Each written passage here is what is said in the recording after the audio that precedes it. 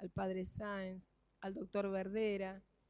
Quiero que todos ustedes sepan que cada uno de los oradores, a veces ustedes ven a la gente de San Bernardo corriendo, pero el esfuerzo que hacen los oradores a veces para venir y el sacrificio real que hacen, a veces es muy grande y realmente es invalorable.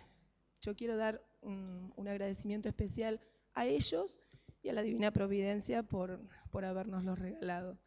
También darle las gracias al Padre Jorge, que está aquí presente, que no pudo estar entre los oradores por tiempo y nos ha dado la inmensa alegría de acompañarnos como participante.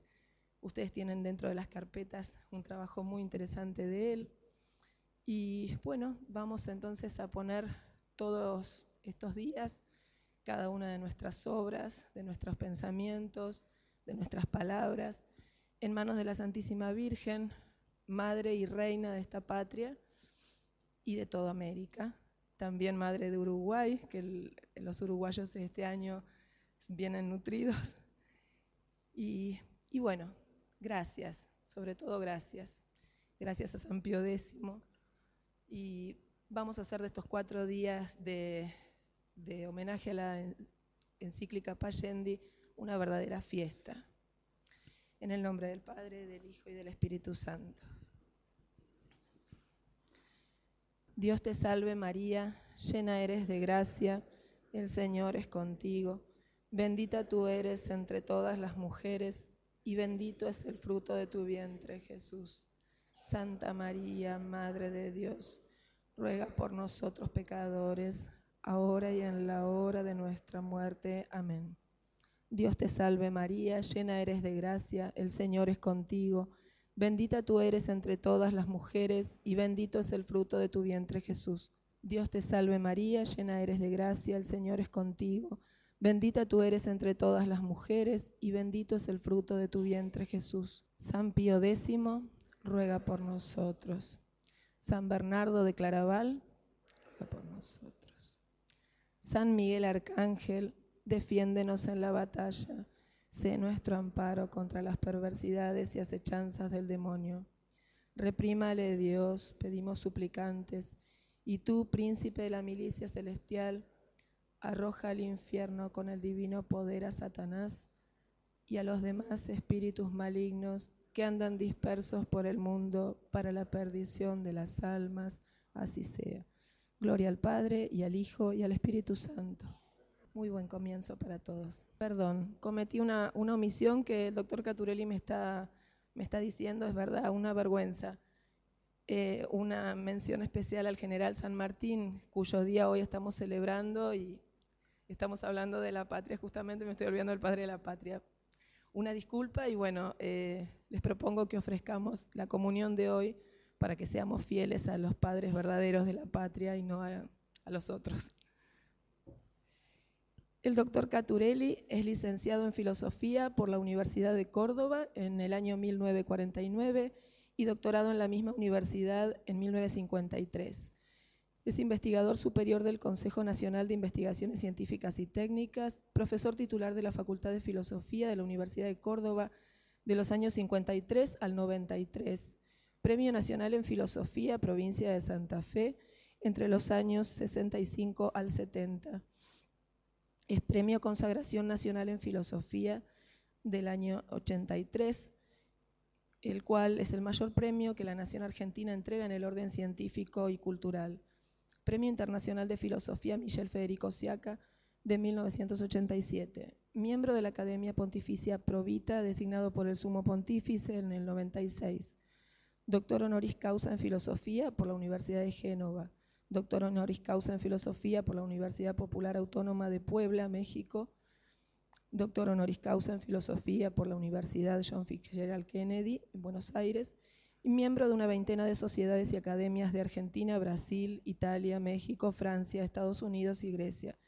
Miembro activo de más de un centenar de congresos nacionales e internacionales de Argentina, Chile, Brasil, Ecuador, Colombia, México, España, Italia, Polonia, Alemania y Grecia. Organizador del Segundo Congreso Nacional de Filosofía en Altagracia, Córdoba, del 71, y del primer Congreso de Filosofía Cristiana en Embalse, Córdoba, también en 1979. Presidente de los Consejos Católicos de Filosofía del 81, 83, 85 hasta el año 95. Vicepresidente de la Sociedad Católica Interamericana de Filosofía, director de la revista Filosofar Cristiano, miembro de redacción de Sapiencia, de la revista Sapiencia de la UCA, miembro del Consejo Científico de Filosofía Oggi de Génova, miembro de la revista Rosminiana Strega, miembro de la revista Epimeleia de Buenos Aires y de la revista Gladius de Buenos Aires, autor de más de 32 libros, varios ensayos y poco menos de 600 artículos en revistas de América y de Europa. Algunas de sus obras han sido publicadas por editoriales españolas, mexicanas e italianas, y existen tesis de licenciatura en este momento y de doctorado sobre su pensamiento en Brasil, en México y España, además de numerosísima bibliografía sobre su obra escrita y su pensamiento. Vamos a escucharlos entonces en la primera conferencia de él de esta jornada, La Pascendi Dominici Gregis, una encíclica profética. Mis estimados, mis queridos amigos, reverendos padres,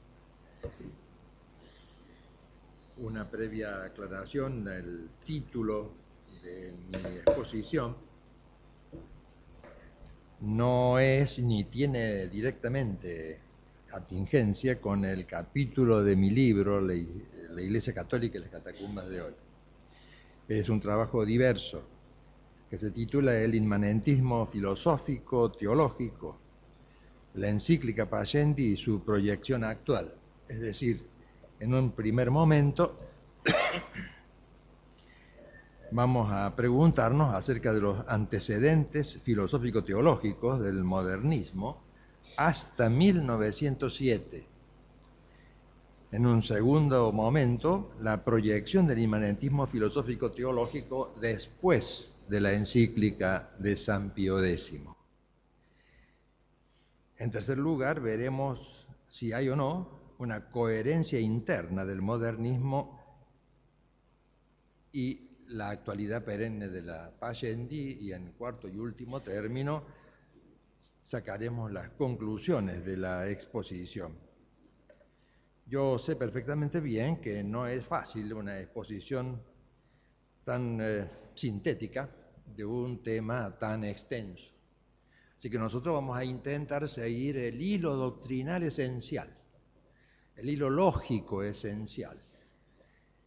De modo que, ante todo, diremos que en 1907 hay dos afirmaciones esenciales, constituyen como el nervio conductor de la encíclica, me parece. La primera se refiere a una situación de hecho y la segunda a un principio teórico. Los enemigos de la esposa de Cristo, dice textualmente Pío X, tratan la ruina de la Iglesia no desde fuera, sino desde dentro. La segunda se refiere al medio escogido para esto, que es lo que él llama la inmanencia vital. Para aclararlo de entrada, para algunos jóvenes sobre todo, esta expresión que vamos a emplear, el inmanentismo, que proviene del verbo inmanere, y maneo sería yo me quedo, ¿no? Manere es quedar en, y por lo tanto le damos no el sentido clásico que tiene en Aristóteles, por ejemplo, como el fenómeno de la vida inmanente a sí mismo, sus operaciones, no, sino un principio, bueno, que no es principio en realidad, que constituye en sostener que no existe ninguna dimensión humana que tenga salida, trascendencia a Dios. De modo que inmanentismo lo tomamos en este sentido moderno, de un secularismo radical. La encíclica supone, da por supuesto, que lo real, lo aquí dado, eso que hay ahí, es la medida de la inteligencia humana. Por eso yo me he fijado especialmente en varios textos de Santo Tomás cuando él expresamente dice que la razón humana en sí misma no puede ser norma y medida de lo real. Dice en la Suma Teológica 291, 3 a 2 y otros lugares. O sea que Solo una inversión total del orden natural, si fuera posible, podría sostener que la ratio humana secundum se es regula rerum. Esta inversión, esto es lo esencial, quiero que esto se recuerde bien, ¿no? Que hace de la razón humana y por lo tanto del hombre la regla y medida de lo real, concluye hoy con una interna lógica en un nihilismo radical. Como ustedes ven en ese cuadro, este nihilismo radical está precedido en el plano gnoseológico por un relativismo absoluto. Quizá el primero, según me parece, en intentar hacer de la razón humana la regla de lo real, haya sido, esto recuerda mis clases de filosofía medieval durante más de 40 años, de Nicolas d'Autrecourt a fines del siglo XIV, porque solo aceptaba lo real como haz de fenómenos singulares, apariencias, de lo que carecemos de certeza, hasta el punto que no se puede ni siquiera demostrar para Nicolas d'Autrecourt la existencia del mundo exterior. El padre Marechal sostiene que tomar como único punto de partida la intelección directa de lo individual concreto implica consecuencias inevitables. Por eso adopto a propósito el lenguaje ocamista, que está muy de acuerdo con esto, y que en ese lenguaje podría decirse que equivale a fundar todo conocimiento en la noticia intuitiva sensible, en el dato sensible inmediato. Esto expulsa el universal, el concepto universal, lo expulsa del singular, convierte a la experiencia sensible en la única fuente de conocimiento y, para hablar de un modo popular, deja suelta a la razón, la deja libre, por así decir, anulando el valor objetivo de las nociones de causa, efecto, ley, fin, trascendencia, etc. Esta suerte de rebelión contra lo real objetivo puede seguirse muy bien hasta Gabriel Biel, que fue profesor de Lutero, que fue determinante en Lutero y en Melanchthon, en la nada menos, así vemos ya una primera consecuencia para la teología, en la sustitución del concepto de corpus mysticum por la nominalista congregación de fieles singulares. O sea que el influjo de cierto inmanentismo gnoseológico ya se ve desde el principio en la teología. No existe ni existirá jamás una verdadera teología separada, aséptica y mucho menos hostil a la filosofía. Así como no hay gracia sin naturaleza, no hay teología que pueda prescindir de la filosofía. El terminismo condujo inmediatamente a una alteración del concepto de corpus mysticum. Yo en la parte crítica cito especialmente el libro de Henri de Lubac, Corpus Mysticum. En el plano filosófico, la sustancia, las cosas que son, lo que son en sí mismas, se esfuma y se identifica con los fenómenos de la experiencia sensible, por supuesto. Por otro lado, el universal deja de tener relación con el singular. Eso se ve claro. Lo primero es la raíz del empirismo. Lo segundo es la raíz del racionalismo. Como ustedes ven, tienen una fuente común. No se oponen radicalmente. Pero sigamos ahora a la primera vertiente. Desde el punto de vista teológico, para esta visión inmanentista empirista, la revelación se somete a la experiencia.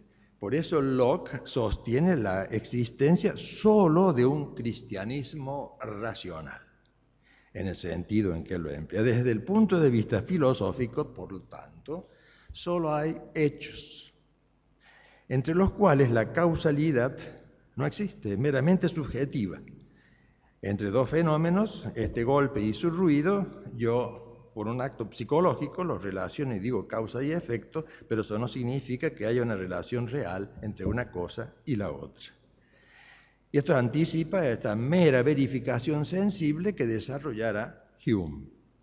Se anticipa así la futura afirmación que es casi idéntica, la pueden comparar en los textos de Russell y de Wittgenstein, de que lo real, dice Wittgenstein en el Tractatus, comienza con esas palabras. Lo real no es tal, son solo hechos atómicos. Al menos algo permanece para el empirismo. Eso que hay es dinámico, pero solo como sucesión de hechos. En un inmanentismo sensible, que es lo que yo llamo, tomando el término griego que usaban los gnósticos, ¿no? Pleroma, lo que está lleno, pleroma de la experiencia sensible, teológicamente no es racional la revelación sobrenatural y solo mantiene su valor la religión natural histórica. Hay que buscar ya aquí las raíces remotas del futuro método histórico crítico de la exégesis modernista. Pero la lógica de estas cosas es implacable. Esta noticia intuitiva, sensible nomás, empírica o camista, lleva implícita la negación de la sustancia espiritual y la conclusión de que los entes materiales son lo único real. Nada existe allende la inmanencia de la materia en movimiento, de modo que la ciencia empírica, el sujeto empírico, es ahora la regula rerum, identificada en el iluminismo con el progreso incoercible, que eso es lo que hace el positivismo, y la primacía de la inducción sensible. Bacon, Stuart Mill. Este dinamismo inmanentista, con toda lógica, permite, por un lado, el evolucionismo biológico de Darwin, que es también filosófico, como pasa en Spencer, autor muy leído entre nosotros en el siglo XIX, y un sistema lógico de organismos, que es todo el cosmos, como decía Haeckel, que nuestros padres del siglo XIX, en la segunda mitad, leían mucho acá. El influjo en la exégesis bíblica y en la teología se traduce en la simple y llana negación de lo sobrenatural y en la afirmación de la evolución histórica de los dogmas. Me refiero a Renan, a Ribot, a Ardigot. Como ustedes ven, la lógica es implacable. La misma reacción contra este monismo materialista cae en sus redes al afirmar un cambio radical, pero como no tengo el sustento metafísico, es un cambio sin cosas. El cambio, como dice Berzón en la introducción a la metafísica, dice un cambio sin cosas que cambien. No me refiero aquí al Berzón que yo creo que recibió el bautismo de deseo en sus últimos años, sino al Berzón primero, ¿no? Esto es lo que llama él mismo inmanentismo vital, que son los mismos términos que emplea Pío X. Esta es continuado, esta lógica interna, por Leroy en la afirmación de la pensée-action, que en teología lo conducirá a sostener que los dogmas tienen solo valor práctico para la acción. Abandonemos entonces el método exegético escolástico y adoptemos uno vital, decían ellos, que se identifica con la experiencia inmanente, que obra como si Cristo existiera eternamente. San Pío X tenía pleno conocimiento de este inmanentismo vital, como él mismo le llamó. Pero ahora miremos la otra vertiente racionalista. Lo curioso, lo interesantísimo del caso es que veremos cómo al final llegamos a las mismas conclusiones.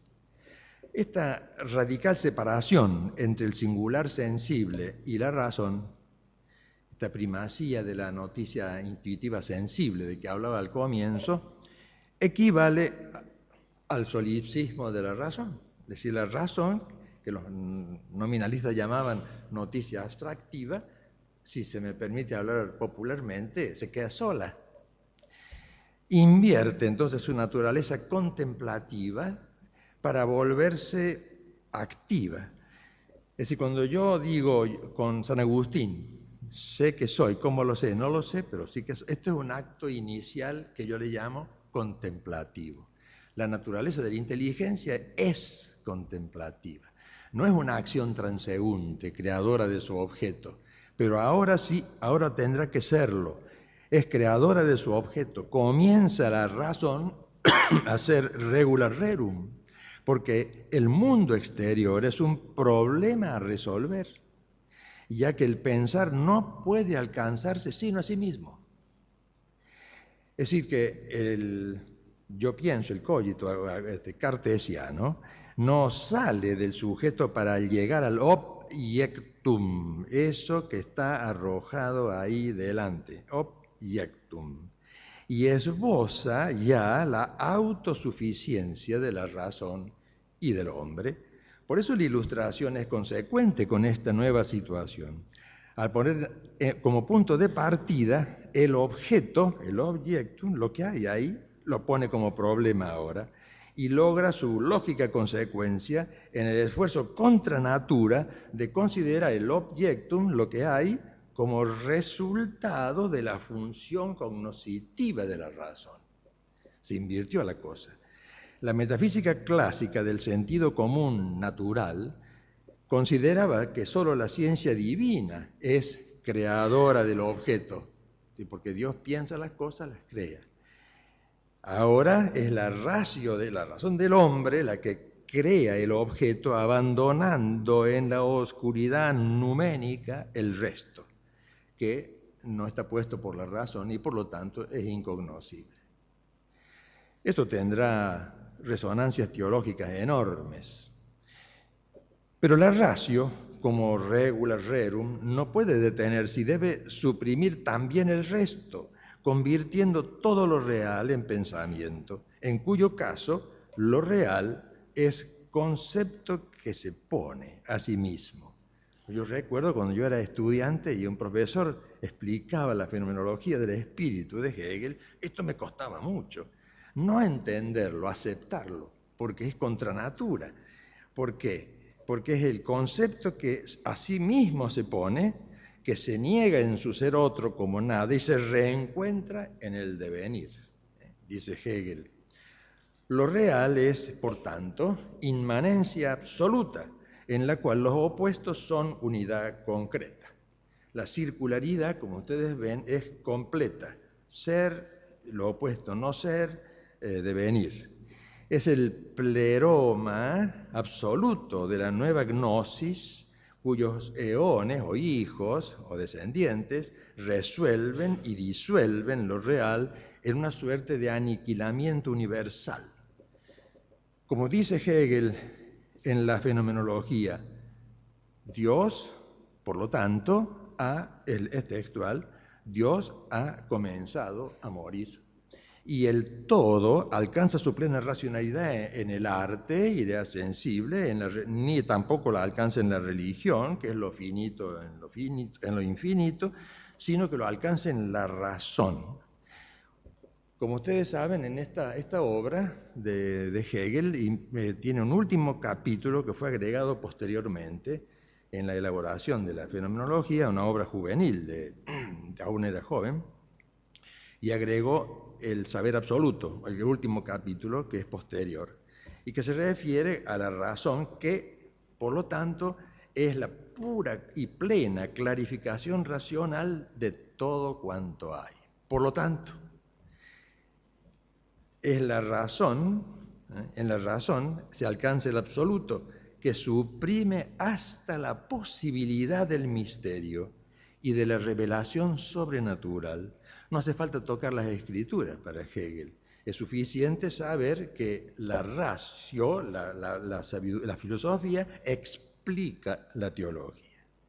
Con la síntesis a priori en la cabeza y lo real como evolución dialéctica, se funda un método inmanentista que supone a Dios como el otro absoluto, como dirá después la teología hegeliana, ¿no? Y las escrituras como la historia temporal de las aventuras de la conciencia. En el futuro, como hizo Calvert, Dios aparecerá como la otreidad absoluta, la fe irracional, el abismo dialéctico entre el otro y el hombre que será llenado por un Cristo paradójico. Esto ha estallado, pero no nos adelantemos, porque como les decía al comienzo, la lógica es implacable. ¿Por qué? Si nos fijamos bien, si todo es razón que se autopone, el mundo de la materia es también pensamiento pensado. Y por lo tanto, la inversa de esta proposición también es verdadera. Por lo tanto, el mundo, lo único real, es la materia en movimiento. El hegelismo encubre un positivismo absoluto, inmanencia absoluta del hombre en su estado positivo, como dirá Comte, que es última y definitiva regula rerum.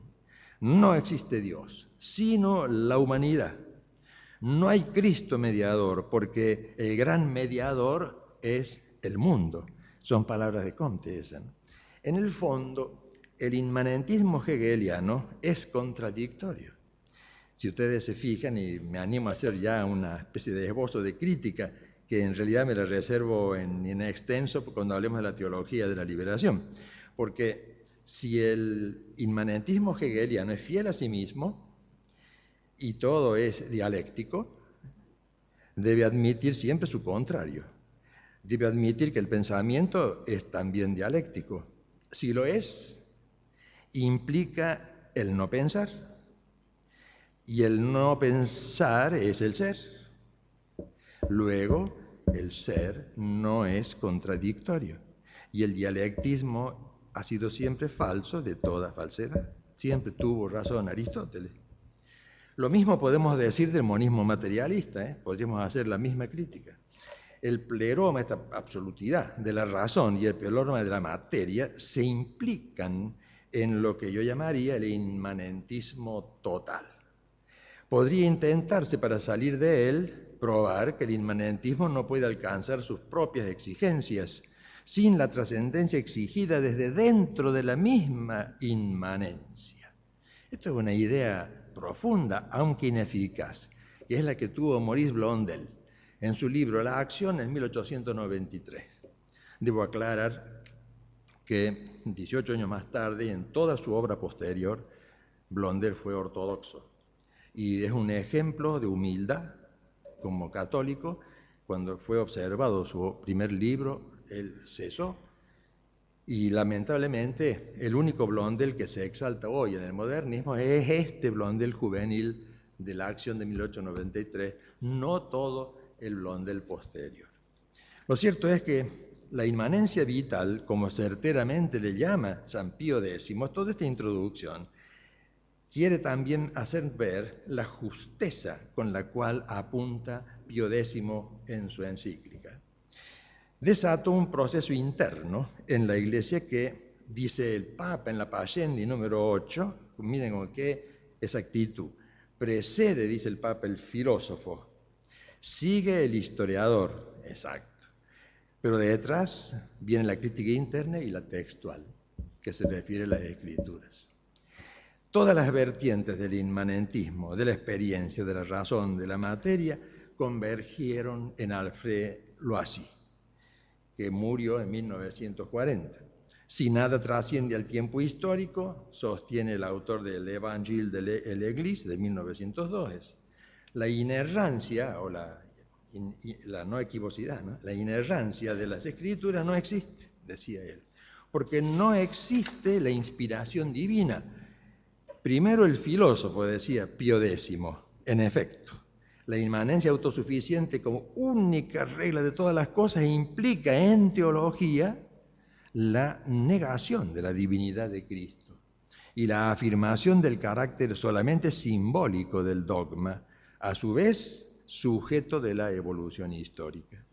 Tiene lógica eso. Cuando decimos Cristo es Dios, en realidad decimos que es Dios solo para la fe irracional vacía de sentido. Por lo tanto, anticipándose mucho a Bloch, a Metz, a Cox y muchos otros, el reino es solo de este mundo. En aquel momento histórico, simple copia de la monarquía y de las condiciones variables de la historia.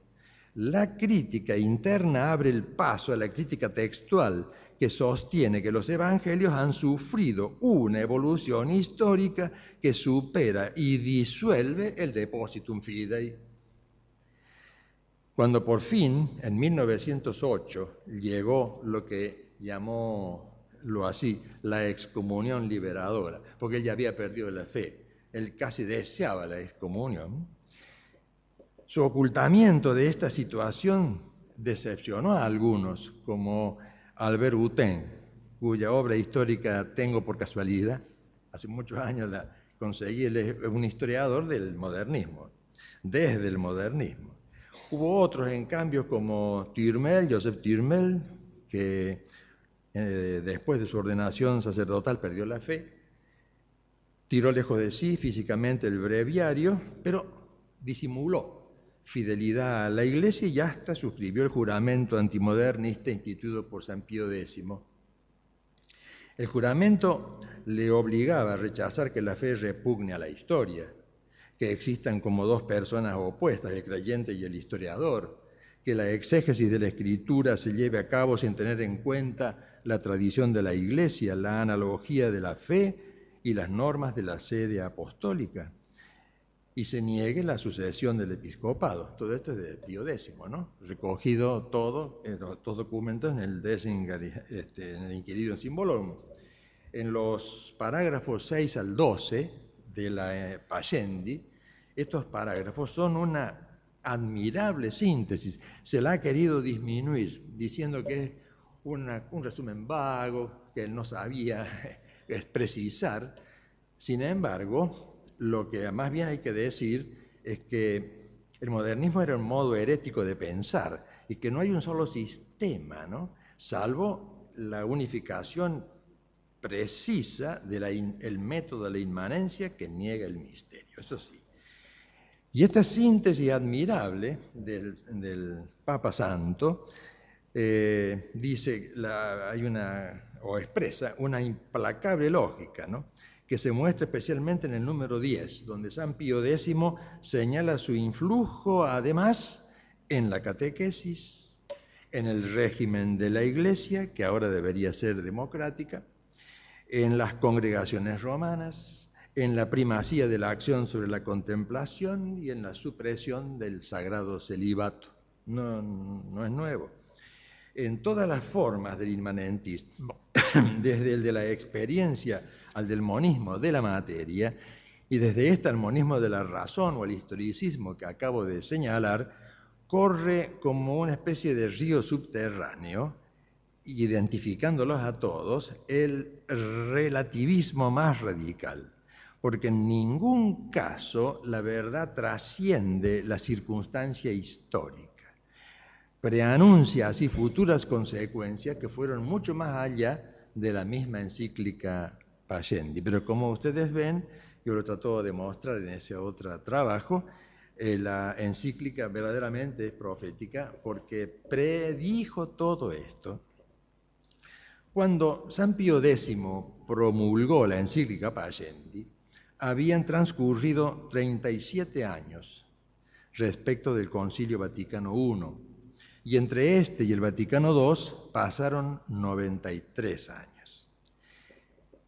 Es muy interesante ver esto históricamente porque aprendemos mucho así. Vean, de las tormentosas sesiones, porque fueron tormentosas sesiones del Vaticano I, sabiamente moderadas por el Beato Pío IX, se promulgaron las constituciones Dei Filius sobre la fe católica y la Pastor Eternus, que sancionó como dogma de fe la infalibilidad pontificia.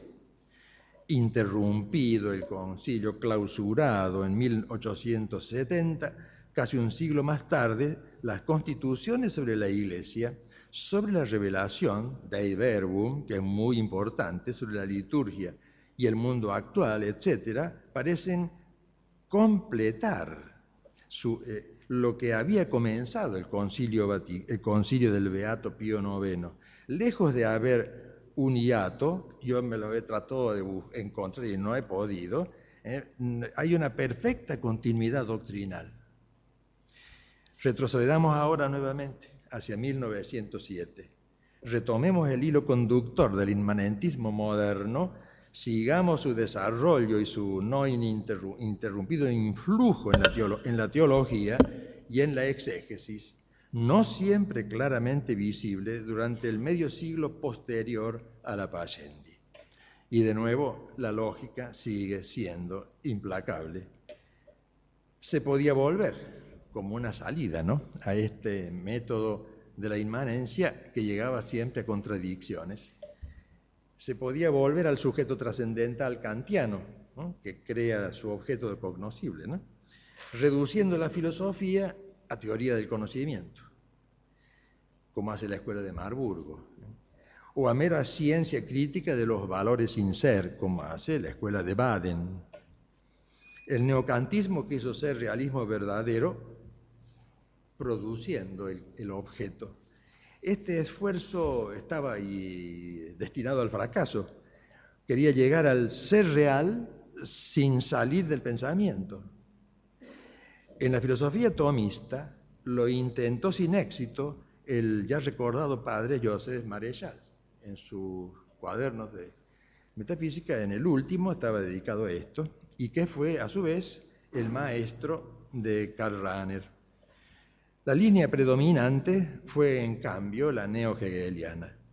Por eso vuelvo a ella la atención. La circularidad de la gnosis hegeliana es realmente un callejón sin salida, porque al declarar dialéctico al pensamiento, como hizo en Italia Gentile, llevándolo al absoluto, debería admitir el no pensar. Pero el no pensar es el ser, según decíamos recién, y esto es contradictorio. Se puede dar por ese un paso atrás, y se lo dio, que es rechazar el monismo del pensar y exaltar la irracionalidad pura del monismo de la vida, que es lo que hizo Nietzsche, en cuyo caso no solo el todo es inmanente a sí mismo, sino que solo es posible lo único que queda, el sentido de la tierra, que invierte todos los valores. Nietzsche acierta, yo creo que él acierta, cuando vuelve al eterno retorno, que a su vez hace imposible en un perpetuo amor fati la revelación cristiana. Era un camino, entre comillas, acertado del volver al eterno retorno, porque así hacía imposible la revelación. Por eso acierta eso. Por eso mismo, Zaratustra, en aquel célebre discurso suyo, anuncia que Dios ha muerto y que nosotros lo hemos matado. Cuando se dice esta frase, habría que decirla toda completa, tal como fue el discurso de Zaratustra. Dios ha muerto porque nosotros lo hemos matado, o como dice Thibon, lo hemos matado en nuestro corazón, ¿no? En el futuro será posible entonces una antiteología de la muerte de Dios, en la cual el anticristo nietzscheano resolverá por sí qué es lo bueno y qué es lo malo. El superhombre se erige ahora sí en la regla absoluta de todo. Insisto, la lógica es implacable y no da respiro. La razón se contempla a sí misma. Fíjense ustedes la lógica que tiene esto. Es de ahora esto. Las viejas filosofías de la razón objetiva, como el tomismo, han perecido. A mí me lo dijeron alguna vez en alguna reunión internacional, pero es una filosofía muerta. La ratio formalis está desvinculada del ser. Se recupera de su instrumentación por las filosofías anteriores, eso dice Horkheimer, toda la escuela de Frankfurt, y sigue tres caminos posibles. Aunque a ustedes les parezca absurdo, pero no es tanto, tiene lógica interna, porque aceptamos la dialéctica solo en su momento negativo. Ser, nada, devenir, o sea, el momento de la nada, quedando los entes metafísicos como irreales, que es lo que hace Theodor Adorno. O sostenemos que la negatividad es lo que conduce a la liberación del individuo, porque, ojo que tuvo influjo en la teología, porque la sociedad es siempre represiva. Eso es lo que sostiene Marcuse. O rechazamos no solo el pensar como contemplación, sino la misma verdad como adecuación a la realidad, a ver más, disolviéndolo en nueva praxis. El inmanentismo, contradictoriamente, hace del hombre la única regla de lo real y simultáneamente, desde el sujeto trascendental hasta la dialéctica negativa que disuelve la persona metafísica, concluye, como no podía ser de otro modo, en el vaciamiento total del sujeto. Nos hemos quedado sin nada. El sujeto es una estructura vacía.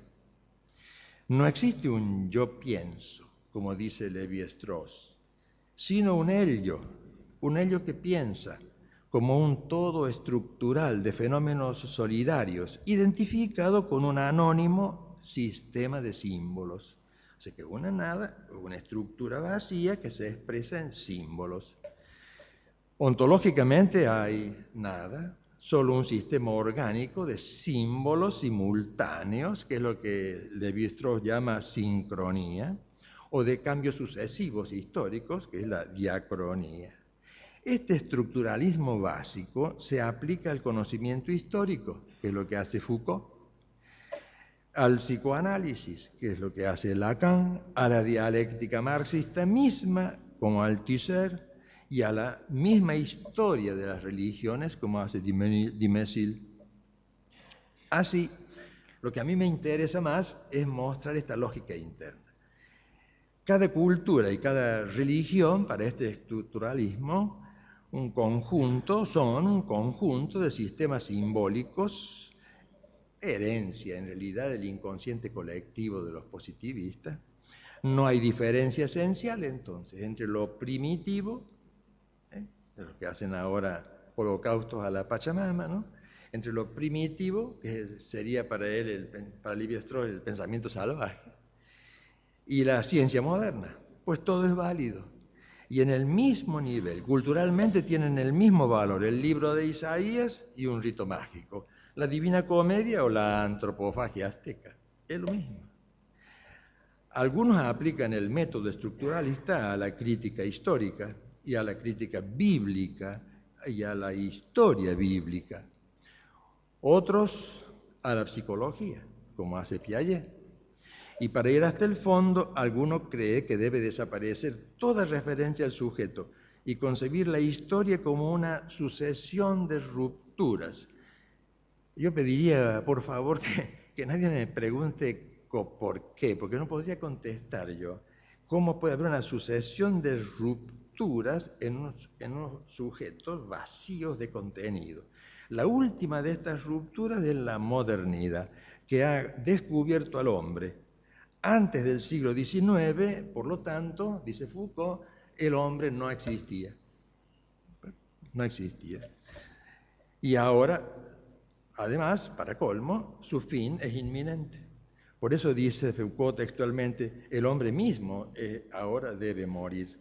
Es decir, el asesino de Dios debe morir. Solo puede pensarse en el vacío del hombre desaparecido. Son sus palabras, Como veremos enseguida, es coherente una simbiosis de historicismo, estructuralismo y hermenéutica que será aplicada tanto a la historia de Israel como a la exégesis de las Sagradas Escrituras y a una teología sin Dios.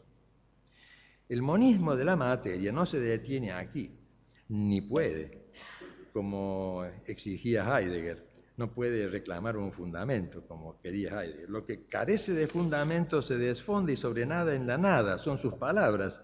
Es lo que corresponde en pleroma de la nada.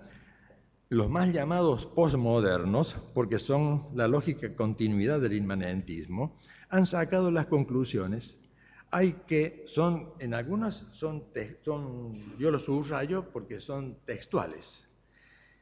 Hay que desprenderse de Hegel y pervertir el buen sentido, disolución del yo, acribillar a la razón y seguir la única ley que consiste en no obedecer la ley. Esta es una esquizofrenia incurable, dice Gilles Deleuze. O bien no queda otro método contra el logocentrismo, también renuncian al logos, renuncian a ser hombres, que la desconstrucción frente a una verdad o no verdad diseminada, a la que debe seguir otra y otra sin fin. Jacques Derrida dice esto. Quizá haya que aceptar que ya no existe lo primero y lo último, sino solo un perenne antepenúltimo, constituido por el también perenne paroxismo indiferente, como dice Baudrillard, que ha muerto hace poquito. Ha perdido sentido, por lo tanto, la afirmación de Heidegger acerca de, él se preguntaba, ¿no?, del olvido del ser. Ahora ha llegado el momento de recordar el olvido en un debilitamiento interminable del ser, que es el nihilismo, que es hermenéutica, porque solo hay hermenéutica y esta es también otra nueva hermenéutica.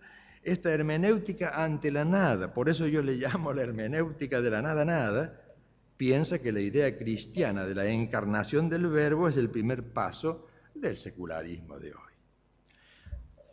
Para Bátimo, Cristo es el que ha comenzado el proceso de secularización. Ese es el primer acto positivo de la enseñanza de Cristo. La revelación solo habla de una salvación en curso, no de una verdad objetiva. De ahí la necesidad de la reinterpretación continua del mensaje bíblico, como en el fondo lo han hecho Hegel y Nietzsche, dice Bátimo. Por lo tanto, en este momento, ahora mismo, nihilismo ontológico, relativismo gnoseológico y después nada. Claro que la vertiente empirista, que yo se la voy a reducir para no ser muy extenso, tiene también su lógica implacable hasta hoy. Y confieso que en algunos casos he sido yo sorprendido. Yo conocí algunas de estas cosas hace muchos años, como en la opinión de Van Buren sobre la crítica del lenguaje, y ahora vamos a ver cómo la ha aplicado ahora a la teología.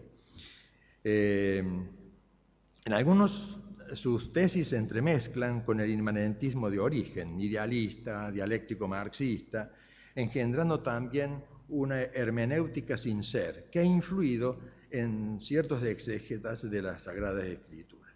En 1907, año de la promulgación de la Pascendi, y en 1958, años de apertura del Concilio Vaticano II, este doble y uno movimiento inmanentista se ha deslizado bajo la superficie, ¿no?, como una napa de agua freática, ¿no?, y que merece un nuevo examen crítico. Sostener con Ockham y con Hume que solo existe el singular sensible significa extender el empirismo a todo el pensamiento, rechazar la metafísica, exaltar la ciencia encerrándola en la verificación sensible e inaugurar un análisis del lenguaje, pero solo eso, vacío.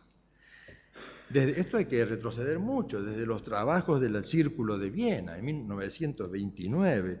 El modelo de la ciencia fue la física, el fisicalismo, que declara ociosas todas las cuestiones que no pasan por el análisis del lenguaje. Solo las proposiciones empíricas, dice Schlick, son significantes, las que por un lado abren el camino a un progreso infalible sin residuos teológicos, dice Neurath, sin residuos teológicos. Y por otro, la filosofía del lenguaje permite afirmar que toda proposición metafísica ya es una pseudoproposición, como dice Carnap.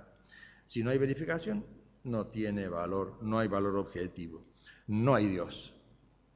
Y en cuanto a la moral, las normas deducidas de lo real son falacias, sin valor, como dice Moore. Los filósofos no han resuelto el problema de qué cuestión plantearon y en realidad han pensado con prejuicios. Creo, un poco en broma, que Moore pensaba que todos los filósofos han sido estúpidos. Lo serán aún más todavía si no parten, como hará Russell, de la afirmación primordial de que no hay realidad, sino solo átomos lógicos que fundan las proposiciones atómicas simples y estas las proposiciones llamadas moleculares. La verdad que tiene razón Russell cuando dice al final de su obra, este mundo es horrible. Son sus palabras que tengo expresamente citadas acá. Este mundo es horrible. Sí, yo creo también, estoy de acuerdo con él. En verdad los caminos se han cerrado, salvo el falso sendero sin salida de un lenguaje sin logos. Lo que hay es la totalidad de los hechos y los errores de la filosofía provienen del mal empleo del lenguaje. Asistimos al fin de la filosofía, un pensar sin ser. Si no hay ser, no tiene objeto de la filosofía, luego la filosofía no existe, no debe existir. Liquidada en un activismo puro, eso es lo que dice el primer Wittgenstein. O bien podemos preguntarnos solo por el uso operativo del lenguaje, que es lo que llama juego lingüístico, que tiene apenas una función terapéutica. Esta crítica del lenguaje, que será luego aplicado al lenguaje teológico, miren, yo tengo en mi casa, en mi biblioteca, el volumen que publicó Enrico Castelli, allá por el 67, más o menos, 68, acerca de análisis del lenguaje y teología, en donde están los trabajos de Bullmann, algunos, y otros más, en donde se llega a esta conclusión.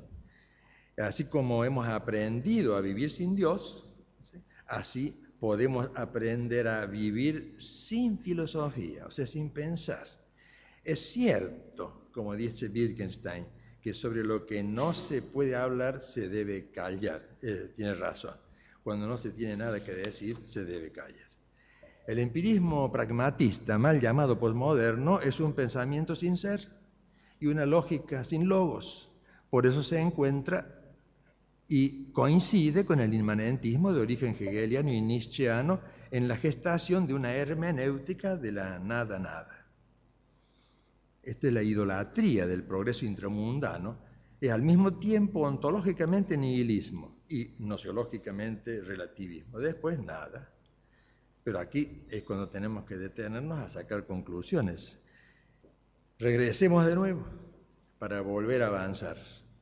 Así como el inmanentismo en todas sus formas revierte en la teología progresista que rechazaba San Pío X, pensemos en la Bertonier, Hébert, Loisy, Leroy, Gutten, Buonaiuti, Turmel. Medio siglo más tarde reaparece en formas mucho más complejas, aunque esencialmente lo mismo. El de origen trascendentista, o sea, proveniente del neocantismo, el de raíz hegeliana, el estructuralista, el empirista, el de la dialéctica del lenguaje, más allá de las formas, de sus diversas formas, todos, sin excepción, hacen del hombre la regla de todas las cosas. Parece Protágoras, ¿no? El hombre es la medida de todas las cosas, las que son, las que no son, ¿no es cierto? Decía Protágoras. Quizá uno de los primeros caracteres sea la aceptación de la secularización de la Iglesia, como hace Schillebeck, haciendo coincidir Iglesia y mundo. El autonomismo del siglo implica el rechazo de toda posible cristiandad, a la que, como todos ustedes saben, León XIII definía como la impregnación de todas las estructuras de la sociedad por el Evangelio, dice en la Immortale Dei 4, número 18. No, es necesario dejar al mundo laico como laico, o interpretar la consecratio mundi solo como la aceptación del mundo tal como él se constituye, como dice Congar o Cheny, y hasta proponer el pleno laicismo del Estado, expresión del progreso indefinido, base du quo. En la línea del trascendentalismo, que es más difícil de discernir, es lógico el rechazo del objetivismo escolástico. Esto que nosotros enseñábamos cuando yo era un muchacho joven, ¿no? Enseñaba la lógica por Juan de Santo Tomás y Gret, ¿no? Sostenía siempre el valor objetivo del predicado, ¿no? Bueno, este rechazo del objetivismo escolástico, promover un giro antropológico, que tanto lo hace enojar al padre de Fabro, ¿no? Y aceptar una suerte de trascendental a priori, que es el existencial sobrenatural de que habla Rahner, que explica una revelación implícita propia de todo hombre, sobre la cual se funda la tesis que él desarrolló después del cristiano anónimo, que consiste en la simple aceptación positiva de la propia existencia. Tiene lógica, entonces, que un discípulo suyo, Johann Metz, saque las consecuencias al sostener la positividad de la mundanidad del mundo, inevitable desde que el aporte de la iluminación desmitificó el mundo. La emancipación del mundo ha producido una crisis de Dios, idéntica a un hastío de Dios. Son palabras suyas, no mías, no de Metz. Un hastío de Dios. Solo es posible un recuerdo hacia adelante que espere la salvación como reconciliación de las contradicciones. No hay espacio entonces para el misterio, menos aún en la línea doctrinal que proviene del hegelismo, que inmediatamente siguió dos líneas.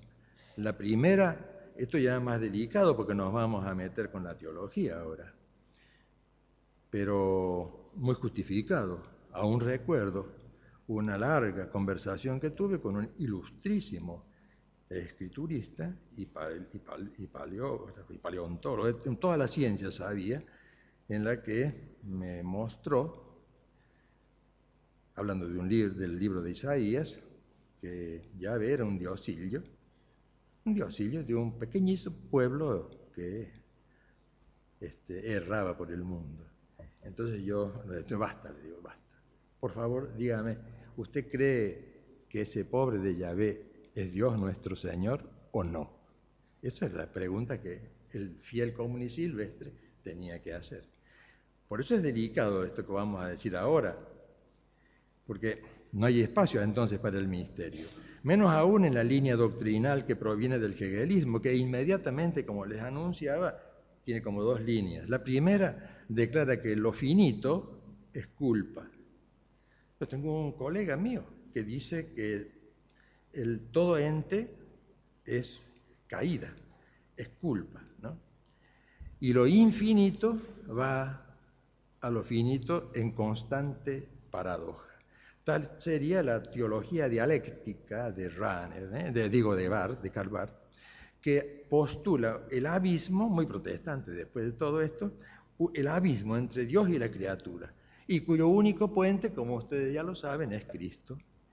Es una reconciliación hegeliana de los opuestos. La otra corriente, la segunda, formulada por un no cristiano, como Ernst Bloch, se resuelve la historia en una espera de lo inesperado. Observen ustedes cómo se seculariza la esperanza, ¿no? Lo que es para nosotros la virtud infusa de la esperanza, aquí se seculariza, ¿no? Espera de lo inesperado, se invierte esta virtud porque la espera es la utopía de un sueño hacia adelante, dice Bloch. Mientras tanto, piensen que conviven estas cosas al mismo tiempo, conviven el método fenomenológico, que yo creo que tiene grande mérito en la medida en que se mantenga fiel a la intención inicial de Husserl. Eso lo dejo aparte a eso. Vino a ser una simbiosis, ya con la teología dialéctica de Barth, ya con la filosofía existencial de Heidegger. En el primer caso, deriva a la aceptación de la no religiosidad del mundo en su mayoría de edad.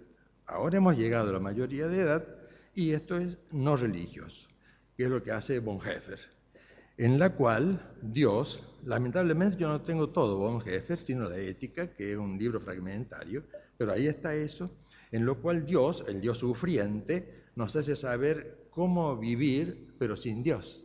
¿Cómo vivir sin Dios? Ser hombre hoy es ser hombre sin Dios. Esa es nuestra mayoría de edad. Se la regalamos. En el segundo caso, es inevitable sostener que la palabra, el querigma, es inaceptable para la conciencia moderna del mundo. La escritura requiere un método hermenéutico, una relación existencial que primero desmitifique el relato que está aprisionado por la mitología, que es lo que hace Bullmann. Claro que la desmitologización nos deja en la posibilidad de creer lo que los apóstoles creyeron, pero no la realidad histórica que narran, como por ejemplo la ascensión del Señor, supongamos. Pero desmitologización de una desmitologización en otra desmitologización no terminamos nunca, porque crea la necesidad de desmitificar los mismos hechos históricos. Y así siempre, no tiene salida. Y otros autores más sencillos, como Ebeli, en su expresivo libro L'Evangile sans mythe, el Evangelio sin mitos, sacaron las consecuencias. Hay evangelio pero sin mitos, o sea, sin contenido, sin misterio. Los evangelistas habrían tenido entonces una experiencia a la que interpretaron y pusieron por escrito. Por eso el método histórico crítico de Schillebeck, por ejemplo, supone que la palabra es la palabra de los hombres que hablan de Dios. Y la revelación está mediada por la historia, de modo que el investigador va extrapolando su método con una previa, yo agregaría mala, filosofía. Esto produjo lo que el padre Bojorge ha llamado el síndrome rupturista. Expresión feliz, porque en Schillebeck es evidente, la Trinidad significa solo una estructura trinitaria. Yo espero que me lo explique porque no lo entiendo. Él tampoco entiende el misterio y me parece bien. El infierno no existe. El purgatorio es solo un instante catártico. La estructura de la iglesia debe ser desmitificada. María es la gran hermana. Adán es la humanidad entera, etc. La verdad que a mí me hacen sufrir un poco estas cosas porque he tenido ocasión de hablar con gente muy santa, laicos que no saben nada de teología, no sé si lo saben bien al catecismo, y se tragan muchas de estas cosas que algunos divulgadores, ¿no? Así un hombre muy bueno me dice, claro, como el pecado original no existió. ¿Cómo dijo? Claro, porque es el conjunto de imperfecciones del hombre y por eso tampoco existieron Adán y Eva. Pero usted es católico, absolutamente. Usted obedece al Papa, totalmente. Bueno, yo no sabía qué decirle, y bueno, porque él ha oído esto, e incluso ha oído a algún predicador que le ha hablado que es ahora un cristiano adulto. Yo creo que ni él ni el predicador tampoco sabían quién era Bonhoeffer. Aquí nos encontramos, por lo tanto, con el inmanentismo empirista, al que, como decía Wittgenstein, no le queda otro camino que el análisis del lenguaje. Si ustedes se fijan, si hemos destruido todo, solo me queda el análisis del lenguaje. En ese sentido tiene lógica, ¿no? En tal caso, dado que toda proposición no atómica es inválida, si una proposición metafísica no tiene valor, la crítica del lenguaje, como quiere Paul van Buren, debe recaer sobre el término mismo Dios, ya no sobre Dios, sino sobre la palabra, ¿no? El término. La afirmación nietzscheana, Dios ha muerto, todavía es metafísica. Tampoco me sirve. Lo que debe eliminarse es la palabra, el nombre Dios. Obsérvese aquí el proceso inevitable de ver. En la fenomenología del espíritu de Hegel, Dios, dice Hegel, ha comenzado a morir. En Así habló Zaratustra se dice Dios ha muerto. En la sofística analítica el nombre Dios debe desaparecer. Y en Foucault el que debe desaparecer es el hombre. Algunos modernistas se han mantenido más próximos a la analítica marxista de diversos modos, aplicando el método histórico, ¿no?, en su momento negativo, que es la muerte de Dios, como hace Althusser. De ahí que en el Evangelio del ateísmo cristiano se sostenga que solo la muerte del cristianismo actual hace posible un cristianismo del futuro. Piensen que ha pasado ya mucho tiempo. La obra de Althusser yo la conseguí y la tengo en mi casa en el año 69 en Estados Unidos. Lo mismo que la Radical Theology de William Hamilton, junto con un congreso que ellos habían hecho en un tomo que se llama The Death of God, la muerte de Dios. Hace falta la muerte del cristianismo, entonces, a ver si es posible dialécticamente un cristianismo futuro, una suerte de síntesis final. Dicho sea de paso, también esto es contradictorio, porque son consecuentes con el método marxista. Una síntesis es un momento lógico, y un momento lógico no existe. Por lo tanto, también eso es utopía, ¿no? Lo cierto es que aquí, como vamos a ver mañana, por eso algunas de estas cosas las paso por alto, porque aquí, a través de la opción por los pobres, y de la realidad como conflicto, que ya está dicho, vamos a encontrar las raíces de la teología de la liberación. Por eso lo paso un poquito por alto. Y en buena lógica, por fin, el fundamento común de la teología de la liberación, ¿no? La realidad como contradicción, como trataré de mostrar mañana, es contradictoria. Llegados a este punto, comparemos críticamente el proceso del inmanentismo moderno anterior a 1907 y el posterior hasta 2007, y su incidencia en la teología y en la filosofía de la Iglesia y del mundo. Quiero hacerles notar que el proceso ha seguido aún más, pero con poca seriedad. He leído el libro de algún libro de un autor francés muy reciente que se titula Offray, ¿no? Jean Offray, se llama Tratado de Ateología, ¿no? No tiene mucha seriedad, pero me lo he leído bien, porque incluso rechaza el ateísmo cristiano, porque tiene alguna referencia al Dios cristiano. Hace falta un ateísmo ateo, de verdad. Quizás algo diga de esto mañana. Lo que me interesa hacer notar es que hay elementos comunes al proceso. ¿Y cuál es el elemento común? Antes de la Pascendi y posterior hasta hoy. La inmanencia vital, diría Pío X. Y el elemento común también es el cambio, desde el dinamismo empirista al progresismo iluminista, desde la dialéctica hegeliana al evolucionismo religioso de Leroy o de Teilhard de Chardin.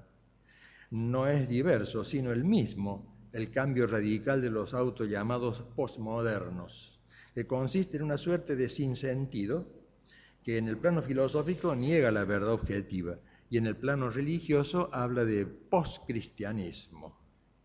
En el orden teórico se vuelve imposible, como es obvio, la teología especulativa, cuyo medio formal, instrumental, es la metafísica realista y objetiva.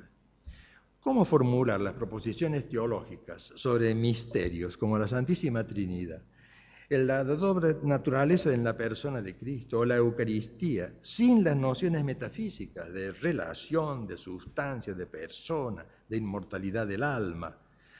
Al renunciar a ellas son posibles las rotundas afirmaciones de Schillebeck cuando dice que no comprende las exposiciones de San Agustín y de Santo Tomás sobre la Trinidad. Me hace acordar a un alumno mío en filosofía medieval, que yo hablaba, me acuerdo sí, de San Anselmo, y me dice, mire, esto del misterio de la Trinidad yo no lo entiendo, yo tampoco, le contesté. Inmediatamente le yo tampoco, porque es un misterio. Lo que hago con mi razón es tratar de acercarme lo más posible y mostrar que no es irracional creer. Me dice, no lo entiendo, y claro, por supuesto. Y Schillebeck dice que no comprende las exposiciones de San Agustín y de Santo Tomás, que han racionalizado el misterio. esto es profundamente injusto, pero su terminismo estructuralista solo le permite decir algo mucho más pobre, que la Santísima Trinidad es un modo de Dios. No se trata de tres personas en cuanto tales, sino solo de una estructura trinitaria. Observen ustedes cómo está utilizando, pese a él mismo, una filosofía para poder decir incluso esta herejía.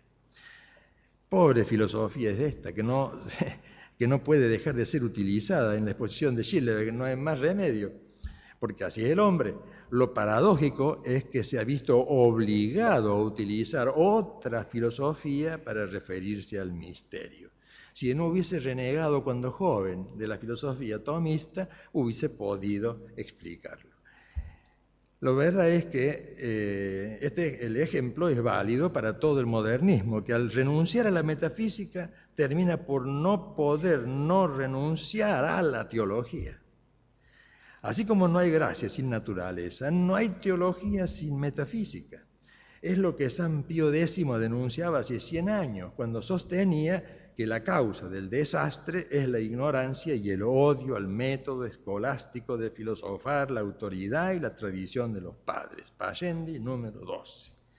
La misma causa desnaturaliza la hermenéutica de las Sagradas Escrituras, porque se la practica desde una filosofía que repugna a la fe. No se va a oír, sino que se va que se quiere oír lo que yo quiero, ¿no? Una suerte de a priori preexegético, que no nos dirá jamás lo que el texto dice, sino lo que debe decir. Me alegro que esté aquí presente porque adhiero totalmente a lo que afirma el padre Horacio Bojorge. Dice textualmente en su libro ¿Entiendes lo que lees? Los que usan los métodos históricos críticos, impugnando dogmas de fe y juzgando la Escritura contra la fe de la Iglesia, pecan contra la fe. En realidad muestran no tenerla. En ese sentido, sí se trata de un elemento común, existente, por ejemplo, entre la exégesis de Loisy antes de la Pascendi y la de Schillebeck después de la Pascendi. Y yo mismo he oído y leído derroches de erudición filológica, arqueológica, histórica, escriturística, que pretendiendo regresar al dato bíblico puro, evaden el magisterio de la Iglesia, evaden o enfrentan la potestad docente de la Iglesia a la que compete proclamar la doctrina, transmitir el sagrado depósito. El sumo pontífice y los obispos, en comunión con él, no sin él, custodian lo que hay que creer y practicar. Esto dice el Lumen Gentium, número 25, el Catecismo de la Iglesia Católica, número tanto y cualto, etc., incluidos los preceptos de la misma ley natural, cuya obediencia es necesaria para la salvación. Me animo a decir que la suma de las opiniones y teorías de todos los teólogos de la historia igual a cero, sin el magisterio de la Iglesia. Como se ve, es casi imposible descubrir elementos no comunes entre el modernismo anterior a 1907 y el posterior hasta hoy. Sin embargo, con eso voy a terminar, lo voy a decir brevemente, creo haber encontrado algo diverso, hasta cierto punto diverso, que sí es propio del periodo comprendido entre 1962, clausura del Concilio Vaticano II, y la actualidad. Se trata de una verdadera novedad, consistente en el invento fantástico de un Concilio Vaticano II que jamás existió. Enumero nada más que los rasgos principales que el movimiento de sacerdotes para el tercer mundo, por ejemplo, en las actas del volumen Cristianismo y Revolución, publicadas en París en 1968, e innumerables documentos de todo tipo, anunciaban que gracias al concilio ahora hay una teología del Dios, se terminó, una teología del Dios déspota da paso a una teología de la solidaridad humana. Eso decían Casali, Blanquart. Si por razones de espacio nos atenemos solo a los concilios ecuménicos, yo he hecho acá una enumeración de todos ellos, vamos a ver que todos dicen lo mismo, ¿no? Si ya varias veces citado, Schillebeck dice textualmente que el Concilio Vaticano II, aquí viene la comilla, fue un concilio liberal que consagró los nuevos valores modernos de la democracia, de la tolerancia, de la libertad, todas las grandes ideas de la Revolución Americana y Francesa, combatidas por generaciones de papas, todos los valores democráticos por fin fueron aceptados por el concilio. El mismo autor sostiene que en el concilio triunfaron los teólogos que habían sido antes condenados y cuya teología triunfó en el concilio. Y ofrece nada menos que como prueba, pero no lo transcribe, el discurso inaugural del beato Juan XXIII del 11 de octubre de 1962, que según Schillebeck, aunque parezca increíble, fue decisivo. El Santo Padre proclamó, entonces, ¿qué es lo que hice yo? Manías universitarias que uno tiene. Fui a leer de nuevo el discurso de Juan XXIII de pe a pa. Pues bien, Juan XXIII proclamó exactamente lo contrario de lo que dice Schillebeck. El concilio, dice Juan XXIII, tiene la finalidad de afirmar una vez más la continuidad del magisterio eclesiástico para presentarlo de una forma excepcional a todos los hombres de nuestro tiempo, etc. Después, agrega, que el sagrado depósito de la doctrina cristiana sea custodiada y diseñada de forma cada vez más eficaz. Para ello es necesario, textual el Papa, que la Iglesia no se separe del patrimonio sagrado de la verdad recibida de los padres. Por fin agrega el Papa que el concilio, por tercera vez, dice, quiere transmitir la doctrina pura e íntegra sin atenuaciones, con la correspondencia, dice también él, más perfecta con la fidelidad a la auténtica doctrina. Concilio Vaticano II, si ustedes ven en la edición de la BAC, páginas 745 a 749, absolutamente. Por lo tanto, tenemos que esperar, y con eso termino, lo he desarrollado, pero no hay tiempo ya, que me he valido con cierta buen humor de una frase pronunciada por Pío IX cuando concluía, hubo que suprimir, porque se declaró la guerra de Francia y Prusia, ¿no? El Concilio Vaticano I, y muchos le iban con grandes quejas y alarmas, y afligidos, y entonces el Papa les dice, miren, todos los concilios pasan por tres fases, la del diablo, la de los hombres y la de Dios. Ahora estamos en la fase del diablo, no son de extrañar las dificultades. La afirmación del Beato Pío IX tiene un claro sentido. En la primera, en medio de turbulencias, el Dios de este mundo hace de las suyas, ¿no? Promueve la confusión y el error. En la segunda, discuten los hombres y con ayuda de la fe comienza a hacerse la luz, como nos está pasando quizás a nosotros. Y en la tercera, por fin, se revela la luz misma, que es la palabra, el magisterio de Cristo por medio de su Iglesia. Nada más.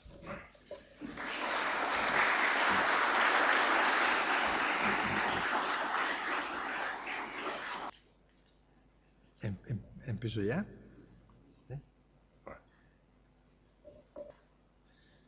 Bueno, contestaré lo que se pueda, lo que no se pueda, no, ¿eh?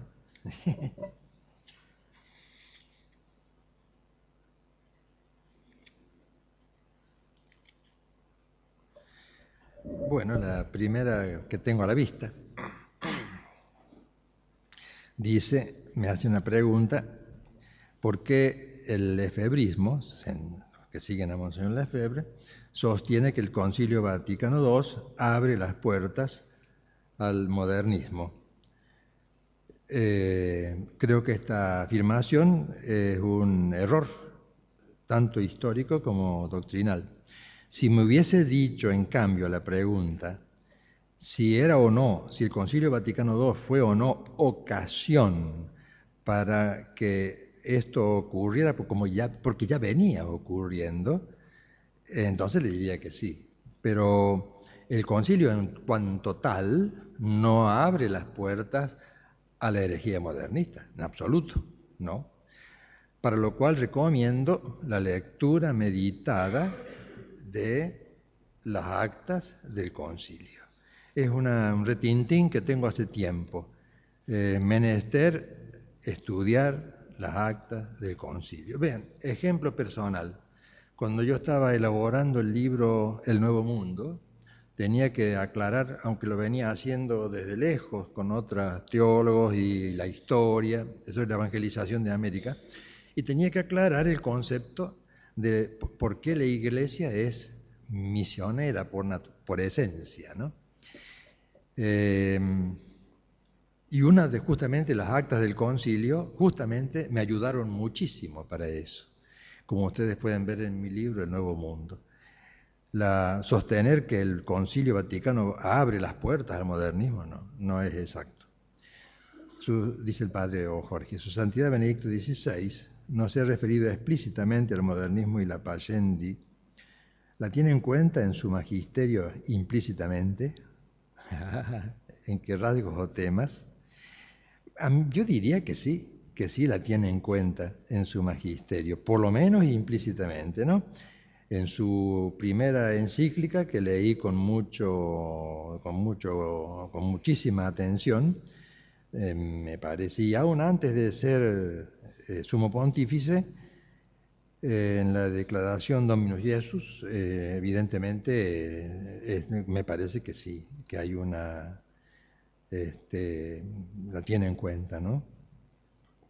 Quizás en la reafirmación de que la única comunidad perfecta, que el único camino de salvación es la Iglesia Católica, ¿no? Esto me parece a mi padre, ¿no? Que sí lo tiene en cuenta, ¿no? No sé. En fin, algunos dicen que quizás no, pero yo creo que sí. Y me apoyo un poco también en las obras anteriores de Ratzinger, ¿no? ¿Podría reiterar el concepto de inmanentismo empleado para...?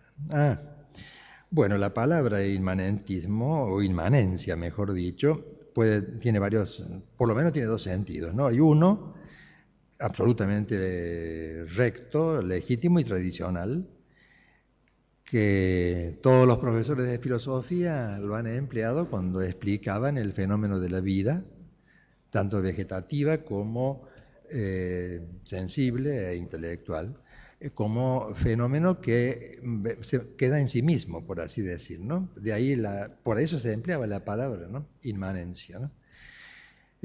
También se lo emplea para expresar las acciones adextra o no del hombre. Así, una operación inmanente es la que queda en sí misma, como por ejemplo 2 más 2 igual a 4. Y yo quedo, por lo tanto, en contemplación de la verdad de que 2 más 2 igual a 4. Esto es lo que llamaríamos nosotros una operación típicamente contemplativa. En ese sentido, toda operación inmanente es contemplativa. El uso legítimo, yo lo uso muchísimo en mi libro sobre el trabajo, porque el trabajo es justamente una operación no inmanente, sino transeúnte. La operación transeúnte es la que dice razón de causa y produce algo diverso de sí misma. Y por eso el que trabaja de algún modo se participa en la obra. Y por eso más todavía, toda acción inmanente, en este caso contemplativa, debe subordinar a toda acción práctica, ¿no es cierto? Pero en este tercer término, la palabra inmanente tiene un sentido negativo para nosotros, que es la explicación de todo lo real según un principio que queda en sí mismo y no admite de ningún modo la existencia de algo trascendente a sí mismo, comenzando por Dios. En ese sentido negativo es la que la hemos empleado todo el tiempo de mi exposición. Esto ya está. Esto está al revés. Espero que no lo que se diga. ¿Cumple algún papel en el modernismo la filosofía de Schopenhauer? Ya lo creo que sí. No lo he citado, pero piensen ustedes que al declarar que el objectum es en aquello que tiene de cognoscible, es puesto por el sujeto, ahora vamos a tener que emplear unos términos más técnicos, entonces yo tengo que recurrir a una forma a priori, por la cual se aplica a la materia que no puedo yo conocer. Y por lo tanto, de algún modo, en lo que tiene de cognoscible, dice Kant, es cierto, el objectum es colocado, puesto por el cognoscente. Y por lo tanto queda en libertad, o digamos mejor aún, es imposible, por lo tanto, por este camino, darle un contenido, valor metafísico al principio de causalidad. Pongo el ejemplo a propósito por lo que van a ver. Y por lo tanto, alguien puede decir que Kant entonces es ateo porque no puede demostrar que existe Dios. No, no es ateo. Pero entonces quiere decir que puede probar la existencia de Dios. No, no puede, porque el principio de causalidad no tiene valor metafísico. Pero sin embargo, para el orden de mi vida concreta, es posible afirmar por vía de la voluntad que existe Dios. Por lo tanto, el lugar de la metafísica lo ocupa ahora la voluntad como afirmación, por lo menos, de aquellas ideas reguladoras de la vida total del hombre y de la historia. Y por lo tanto, ahora sí, puedo decir que hay un todo el mundo, todo cuanto existe, no es voluntad que debe ser pensada como representación del todo. Y de ahí el título de la obra principal de Schopenhauer, El mundo como voluntad y representación. Si esto ustedes luego lo aplican a la teología, él en realidad no lo hizo, estaba muy influido también por el pensamiento oriental, evidentemente cae bien dentro del espíritu que de modo amplio podríamos llamar modernista, ¿no? Schopenhauer. Dice la otra pregunta, aceptando que en el orden de las intenciones el Concilio Vaticano II haya custodiado la fe, como nos advierte que Nostra Aetate se separa y se distancia de la doctrina católica del deicidio, dice acá. No entiendo bien. Qué lástima. ¿Quién lo hizo la pregunta? Puede decir que dice acá. ¿Cómo no advierte que Nostra Aetate se separa y se distancia de la doctrina católica? Bueno, debe de ser el ángel de la guarda que no me deja leer. Si la persona quiere mantener su discreción, escríbala de nuevo y me la hace llegar después. La dejo pendiente. Yo más o menos ya me doy cuenta, ¿no? Por lo pronto yo no puedo juzgar de que haya, porque está entre comillas la expresión, que haya habido intenciones de tal que no haya... dice, aceptando en el orden de las intenciones, el Concilio Vaticano II haya custodiado la fe. No, por supuesto que sí, eso es obvio. Basta de nuevo leer las actas. ¿Cómo nos advierte que se separa de algo? No sé, no entiendo bien la letra. Yo estoy convencido, por lo pronto, de modo general, porque no sé lo que dice ahí al final, yo no creo que haya una sola línea del Concilio Vaticano II en que se aparte del Depositum Fidei, que se aparte de la ortodoxia en la doctrina. Puedo poner un ejemplo entre mil. Recién afuera conversaba con una persona y le hacía notar que cuando la guerra de las Malvinas, yo escribí un artículo acerca de la guerra justa, que por otra parte lo había enseñado en mis clases de filosofía y la historia muchas veces, siguiendo a De Vittoria. Y una persona, un sacerdote era, de Buenos Aires, me escribió indignadísimo, porque yo admitía la legitimidad de la guerra justa después del Concilio Vaticano II, que el Concilio Vaticano II había terminado con eso. Yo le contesté con un artículo mostrando que en tal párrafo de la Gaudium et Spes, no me acuerdo ahora el número de memoria, pero ahí dice que debido al pecado, claro, naturalmente, toda la guerra se debe siempre al pecado, pero que la guerra justa, perdón, dice el concilio que habrá conflictos hasta la segunda venida de nuestro Señor. Y legítima la defensa justa, que es justamente la idea de la guerra justa cuando es defensiva. De manera que el Concilio Vaticano II ni tocó esa doctrina tradicional. Hay que leer las actas y no oponerlos a los concilios anteriores, ¿no? Naturalmente, como los padres aquí presentes lo saben mucho mejor que yo, naturalmente han sido suscitados cada uno de los, desde el de Nicea hasta ahora hablo de los ecuménicos, para no hablar de todos, ¿no? Por circunstancias, herejías, diversas circunstancias que hacían que fuese imprescindible, necesario hacer un concilio, pero el Depositum Fidei permanecía inmóvil. Y siempre, justamente de ahí su valor, y de ahí todas las soluciones y progresos que había incluso en teología eran precisamente debido a la fidelidad al Depositum Fidei. O sea, en cuanto a lo mismo, como decía aquel paisano, seguimos lo mismo. Juan 23 proclama estas cosas. ¿Por qué se produce el cisma de la iglesia conservadora? ¿Leo bien? Que Maritain avala, incluso. Primera afirmación, de abajo para arriba.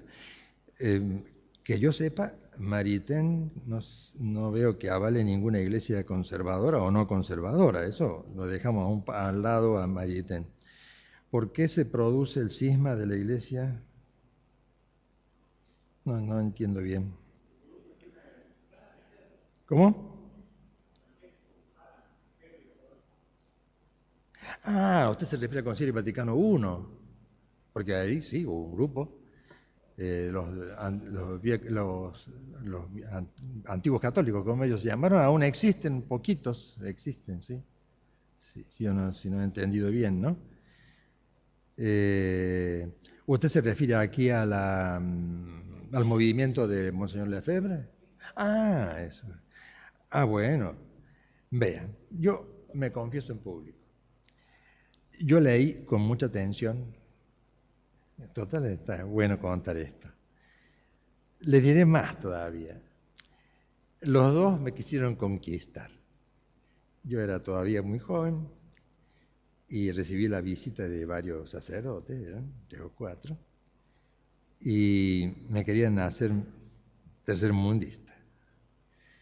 Bueno, fracasaron naturalmente. Pasó un tiempo y me visitó una persona muy importante dentro del movimiento, era un sacerdote muy, no voy a decir quién es, pero era muy importante, sumamente inteligente, me impresionó su inteligencia y su formación, extraordinaria. Y me quiso hacer lefebrista. Y entonces, lo bueno del caso es que yo ya había leído el libro de Monsieur Lefebvre. Yo estoy de acuerdo en todo esto. Esto es lo que yo leía, pero hay algo que no hay caso, que es lo que me pasó con aquel ilustre sacerdote. ¿Y qué? Entonces, ¿por qué no sigue a Pedro? Le dije, ¿no? Es que usted tiene, me contestó, la superstición de la obediencia. No, le digo, no, yo no tengo ninguna superstición de la obediencia. Es que el Papa es hereje, me dijo. Era Pablo VI ya. ¿Cómo? ¿Usted dice que el Papa cae en herejía? Sí. ¿Y cuál es el criterio para eso? No, el Papa es hereje. No, es que el criterio es el magisterio. Si no, usted no me puede decir eso. Y el magisterio pasa por Pedro. Luego usted me está diciendo con Pedro que Pedro cae en herejía. Yo no entiendo. Salvo que el magisterio sea usted. Cuando le dije eso se enojó, no, se enojó de verdad, se enojó. Si el magisterio es usted, se enojó. Bueno, pero me ha servido de mucho aquel hecho, porque me parece que el problema ha sido un problema de falta de humildad, quizá, me atrevo a decir eso, y aceptar humildemente, como debemos hacerlo todos, la potestad sobrenatural de Pedro. Cuando visité la tumba de Pablo VI, me emocioné mucho, porque le dije, le he sido fiel antes y después, porque fui tentado de los dos lados. Claro. Yo creo que, ¿por qué se produce el cisma de la Iglesia? Yo creo que eso. No, hay que obedecer. Y donde está Pedro, como ustedes lo saben mejor que yo, está la Iglesia. Sin él, no. ¿A quiénes se refería el Papa Juan XXIII con el nombre de profeta de calamidades en el discurso de apertura? No me acuerdo de eso, del concilio. No me acuerdo. Hay tantos profetas de calamidades que no me acuerdo a cuál se refería. A ver, otro. ¿Qué opina de la ruptura de la legalidad conciliar durante el Vaticano II, relatada por Monseñor Lefebvre en Carta abierta a los católicos perplejos? No sé qué contestar a esto porque habría que preguntarme, yo tendría que preguntar, la ruptura de la legalidad conciliar, ¿en qué consistió? No lo sé. La primera noticia que tengo que haya el concilio, por el solo hecho, por lo que veo de ser reunido, haya violado alguna legalidad. Yo siempre soy muy contestador, pero esta vez no sé qué decir a esto. ¿No es cierto? ¿Qué opone? Sí.